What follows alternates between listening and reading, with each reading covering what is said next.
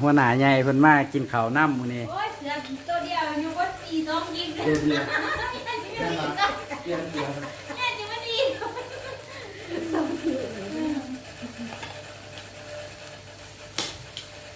แล้วตัวเดียวน้องมือละถ้าจะว่าที่ก็อาหารได้ใส่กล่องม่วงจนพี่แบบนี้เนี่ยพวกห้ามลงทุบางเลยเนาะ โอ้ใครสิมากาลุ่ม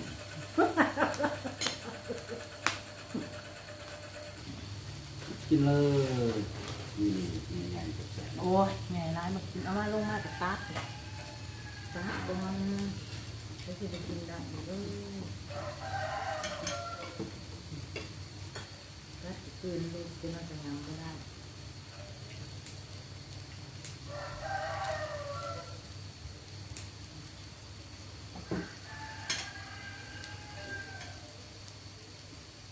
นิดหน่อย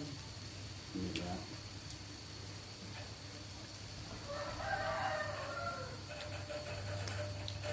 ต้ม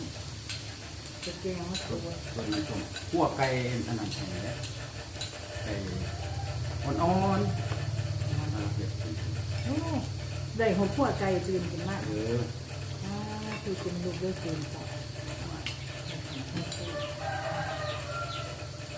บ่ได้ลูกด้วยตื่นต่อเป็นมาหาเสียที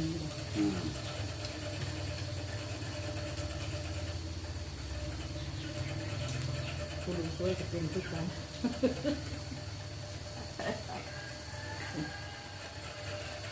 น้องได้เนี่ยมันเป็น น้อง ให้มันกรอบๆกว่านี้ น้องจะตัดตอนหน่อยเอาเชือกเล็กเนี่ยมีตัด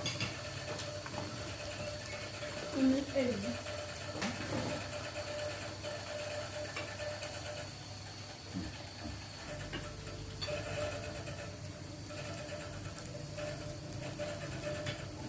กินเนื้อด้วยกินเดียวไปเนื้อจะได้ป้าหน่อยก็ไปนอกก็ไม่แน่เหมือนกันเนี่ย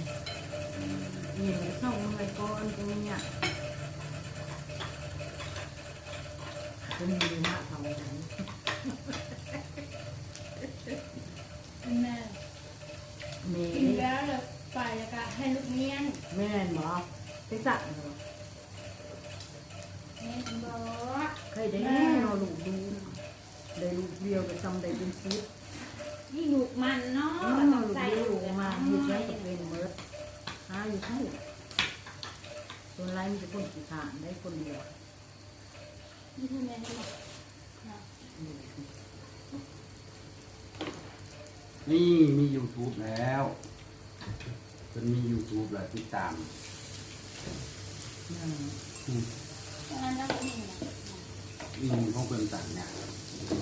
ขายแล้วก็เรื่องต่าง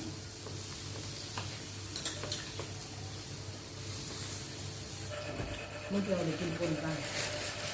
ฮะ เมื่อเดียวเลยกินคนกันทั้งร้านทั้งข้าวทั้งกันเล่นมาพักเดียว อยากพอดีเนาะเป็นอะไรก็อื่น บอกมาเพิ่ม เรื่องมาจ้าเรื่องในกินนวดร้ายมากินจนเย็นตีจ้า คนมันเป็นแน่นอนนะ ยาวมาใส่แม่บอกว่าแม่สิตัดมันจะเปื่อยเอามาใส่ถ้วยจานที่เอามาใส่ คลิปนี้พอสำนีก่อนเนาะร่วมกับหัวหน้าก่อน